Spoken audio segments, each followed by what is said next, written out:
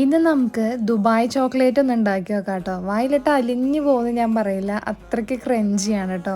അപ്പോൾ ഇതുണ്ടാക്കാനായിട്ട് ഞാനിവിടെ ചോക്ലേറ്റ് ഒന്ന് മെൽറ്റ് ചെയ്തെടുക്കുന്നുണ്ട് കേട്ടോ. ഞാനിവിടെ മിൽക്ക് ചോക്ലേറ്റാണ് എടുത്തിരിക്കുന്നത്. എന്നിട്ട് ഞാനിവിടെ ഓവനിൽ വെച്ചാണ് കേട്ടോ മെൽറ്റ് ചെയ്തെടുത്തിട്ടുണ്ടായിരുന്നത്. എന്നിട്ട് ഞാൻ ഈ ഒരു ചോക്ലേറ്റിൻ്റെ മോൾഡിലേക്ക് ഞാൻ ഇട്ട് കൊടുക്കുന്നുണ്ട്. എന്നിട്ട് ഒരു 10 മിനിറ്റ് ഏകദേശം ഒന്ന് ഫ്രീസ് ചെയ്യാൻ വെച്ചു. പിന്നെ ആ നേരം കൊണ്ട് ഞാനിവിടെ ഈ കട്ടാഫി എന്നും പറഞ്ഞൊരു പ്രൊഡക്റ്റാണ് കേട്ടോ, അതൊന്നും ഞാനൊന്ന് ഫ്രൈ ചെയ്തെടുത്തിട്ടുണ്ട്. പിന്നെ അതിലേക്ക് ഞാനിവിടെ കുറച്ച് പിസ്താഷ്യോ ക്രീം 2 സ്പൂണോളം ആഡ് ചെയ്തിട്ട് അതൊന്ന് സെറ്റാക്കിയിട്ട് ഞാൻ ഈ മോൾഡിലേക്ക് ആഡ് ചെയ്ത് കൊടുക്കുന്നുണ്ട് കേട്ടോ. പിന്നെ അതിൻ്റെ മേലേക്ക് ഞാൻ പിന്നെയും ഈ ചോക്ലേറ്റ് മെൽറ്റ് ചെയ്തതിന് പിന്നെ ആഡ് ചെയ്ത് കൊടുക്കുന്നുണ്ട്. അപ്പോൾ ഇത്രയ്ക്കുള്ള സംഭവം കേട്ടോ. അപ്പോൾ ഇത് അതിന് ശേഷം ഞാനിവിടെ ഒരു മണിക്കൂറോളം ഞാൻ പിന്നെ ഒന്ന് ഫ്രീസ് ചെയ്യാനായിട്ട് വെച്ചിട്ടുണ്ടായിരുന്നു.